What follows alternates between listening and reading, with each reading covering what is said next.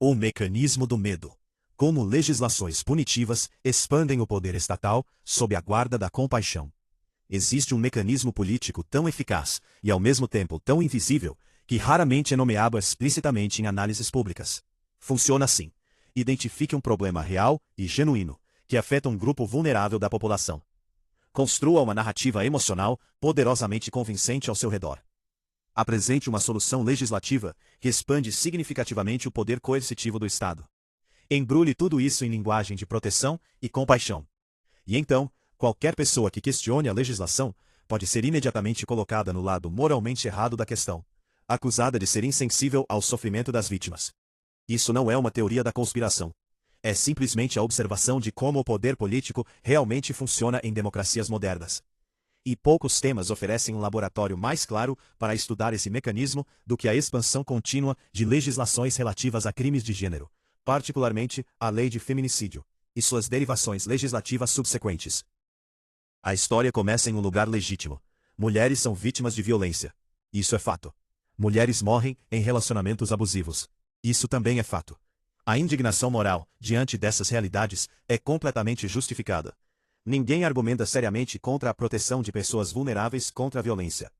Mas é precisamente nessa legitimidade inicial que está o problema. Porque é a partir desse fundamento moralmente inabalável que se constrói um edifício legislativo cada vez mais expansivo, cada vez mais questionável em seus fundamentos jurídicos e cada vez mais revelador sobre os verdadeiros incentivos que movem o sistema político.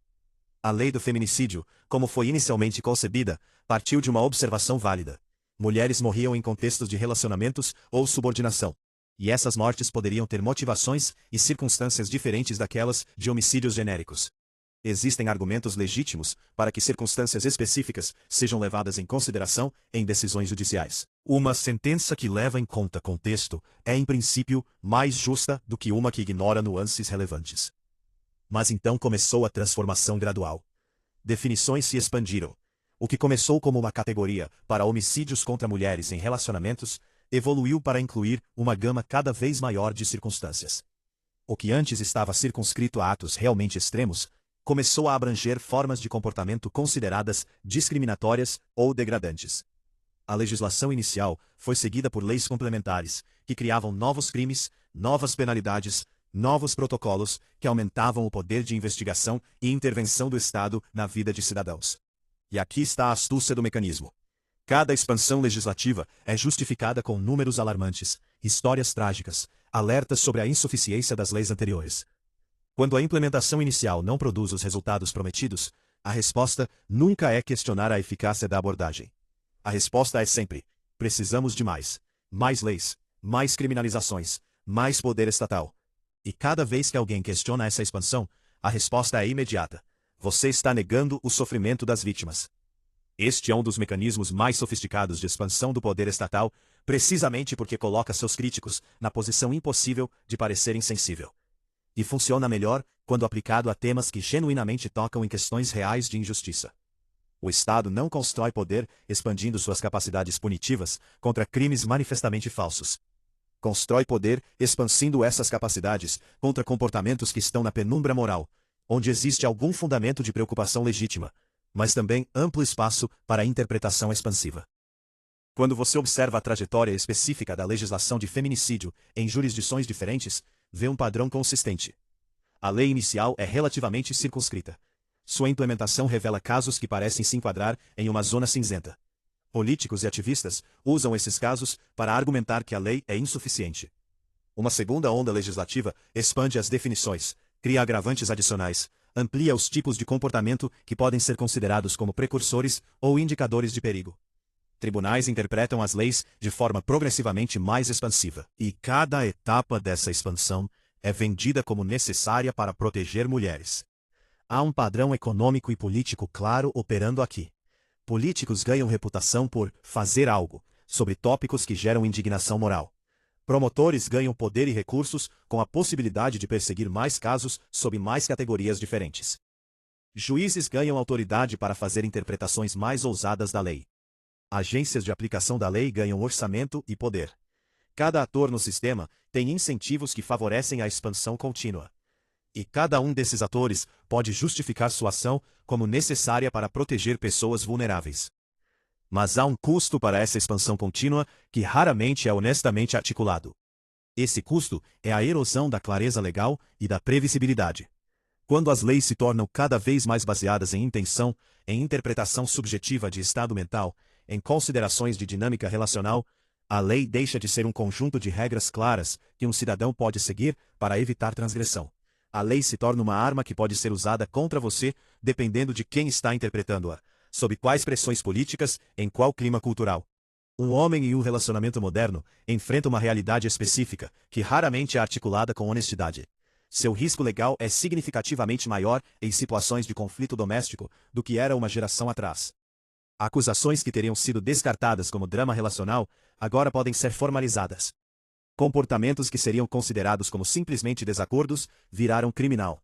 O ônus da prova, em várias jurisdições, foi parcialmente invertido, com presunções de culpa baseadas em gênero. Isso não é para negar que mulheres são vítimas reais de violência real.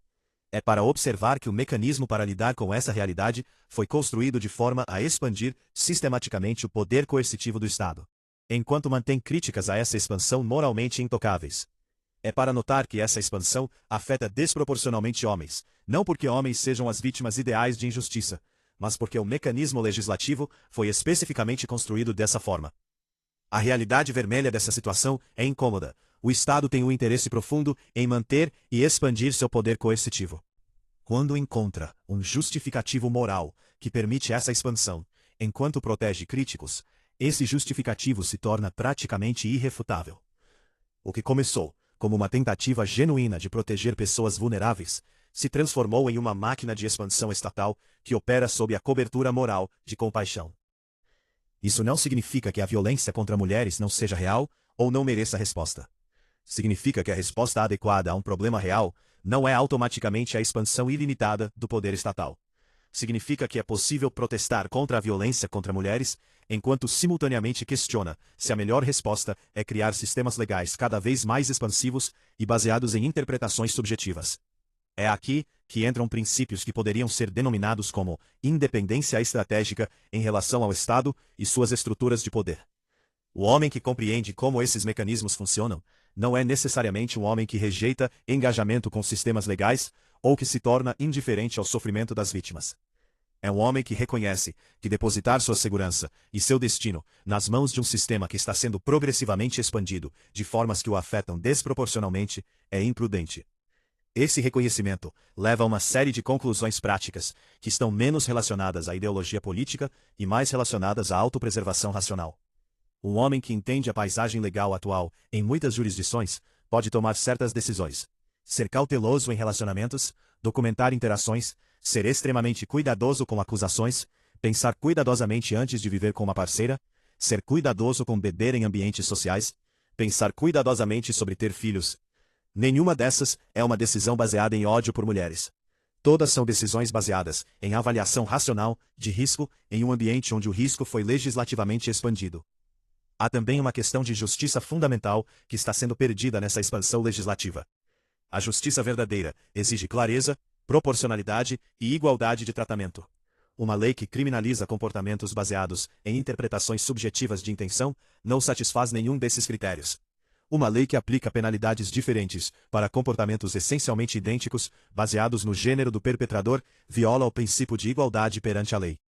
Mulheres têm direito à proteção contra a violência genuína, mas também têm o direito de viver em uma sociedade onde a lei é clara, previsível e aplicada equitativamente. Expandir indefinidamente as categorias de criminalidade relacionadas a gênero não protege melhor as mulheres. Cria um sistema onde acusações podem ser feitas livremente, onde o próprio ato de defender-se pode ser interpretado como agressivo, onde relacionamentos se tornam campos de batalha potenciais. Os estoicos enfatizavam a importância de distinguir entre aquilo que está sob seu controle e aquilo que não está. Você não controla o que o Estado legisla. Não controla como juízes interpretam leis.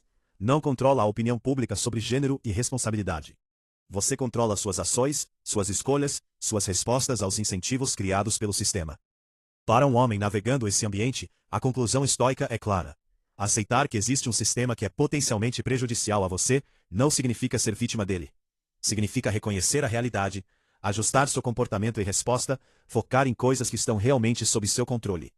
Um homem que constrói sua vida de forma a ser autossuficiente, que é cuidadoso em suas escolhas relacionais, que documenta interações, que não se coloca em situações onde sua palavra é a única evidência, é um homem que está respondendo racionalmente ao ambiente legal em que vive. Há também uma questão de independência mental, que é crucial aqui. Quando o Estado consegue usar uma causa moralmente justiceira para expandir seu poder de formas que afetam você desproporcionalmente, e quando criticar essa expansão é automaticamente interpretado como insensibilidade ao sofrimento das vítimas, você está em um estado de manipulação completa. Sua opinião foi removida da possibilidade de expressão pública. Seu direito ao questionamento crítico foi cortado pela espada da compaixão. A independência real, nesse contexto, significa estar disposto a dizer: reconheço que violência contra mulheres é real e terrível. Simultaneamente, questiono se a expansão indefinida de poder estatal é a resposta apropriada. Essas duas coisas não são contraditórias. São ambas expressões de pensamento crítico honesto sobre o tópico complexo. Quando você observa como legislações semelhantes funcionam em diferentes democracias, vê um padrão global. O mecanismo de expansão é universal. Os justificativos mudam, mas a estrutura permanece igual. Tomar um problema genuíno, construir legislação que expande poder estatal, proteger essa legislação de crítica através de apelo moral, repetir o processo indefinidamente. Em alguns países, a causa é gênero, em outros, é segurança, em outros, é saúde pública. Mas a maquinaria continua a mesma. A diferença crucial entre uma lei verdadeiramente justa e uma lei que é um mecanismo de expansão de poder está em sua clareza, sua proporcionalidade e sua aplicação universal. Uma lei que diz explicitamente: matar uma pessoa é ilegal e será punido com X anos de prisão, é clara e universal.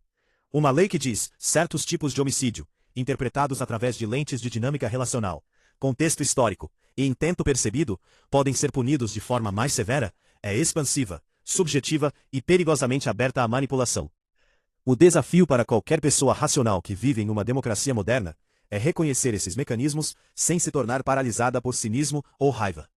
Você não pode controlar que essas legislações existem, mas pode controlar como responde a elas. Pode educar-se sobre suas implicações. Pode ser cuidadoso em suas escolhas. Pode reconhecer que em um ambiente onde o poder está sendo expandido de formas que o afetam, a autossuficiência e a independência não são luxos, são necessidades. Há também o aspecto cultural que é importante reconhecer. Legislações não existem isoladamente. Elas operam dentro de um contexto de narrativas culturais, pressão social e dinâmicas de poder. Quando a narrativa cultural dominante sugere que todo homem é um potencial agressor, que todo conflito em relacionamentos pode ser interpretado através da lente de dinâmica de poder, que toda alegação contra um homem deve ser automaticamente acreditada, você tem um ambiente onde a legislação não precisa ser aplicada de forma brutal para ser eficaz. Simplesmente existe como uma ameaça constantemente presente. Isso não é hipocrisia ou desonestidade das partes que promovem essas legislações. Muitos genuinamente acreditam que estão fazendo a coisa certa.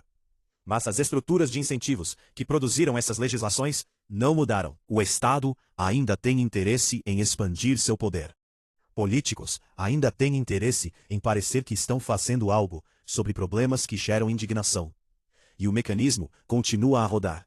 Um homem que navega essa realidade com sabedoria estoica não se torna paralisado por raiva. Não nega a realidade do sofrimento das mulheres. Mas também reconhece a realidade do sistema de poder no qual vive. E responde de forma que protege sua liberdade e autonomia, enquanto mantém sua integridade e respeito pelos outros. A conclusão incômoda que surge dessa análise é que, enquanto a proteção contra a violência é importante, o mecanismo que desenvolvemos para perseguir essa proteção se transformou em algo mais, uma ferramenta de expansão de poder estatal que opera sob cobertura moral. Reconhecer isso não torna você insensível às vítimas de violência. Torna você claro sobre a realidade política em que você vive. E essa clareza, por mais desconfortável que seja, é o primeiro passo para navegar essa realidade de forma a manter sua liberdade, sua dignidade e sua autonomia intactas.